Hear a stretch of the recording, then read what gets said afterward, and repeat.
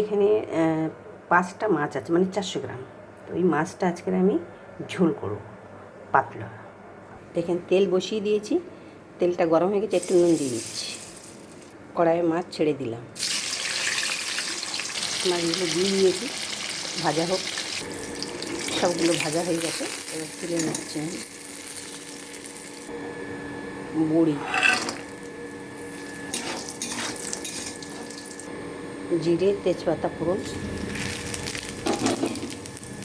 আলু,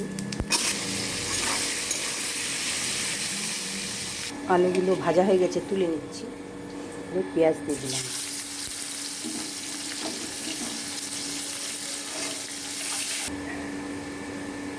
স্বাদ মতো নুন, হলুদ গুঁড়ো, লঙ্কার গুঁড়ো, আদা বাটা, কাঁচা লঙ্কা, টমেটো।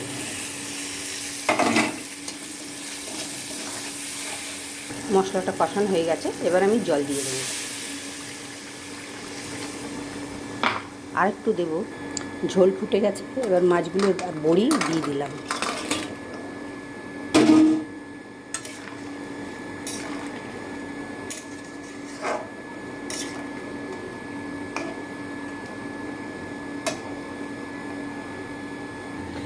ধনে পাতা দিয়ে দিয়েছি, ধনে পাতা দিয়ে ব্যাস ঝোলটা রেডি হয়ে গেছে। আলু বড়ি দিয়ে পাতলা মাছের ঝোল রেডি হয়ে গেছে। তো বন্ধুরা, ভিডিওটা কেমন লাগলো আমাকে জানাবেন। ধন্যবাদ পুরো ভিডিওটা দেখবার জন্য।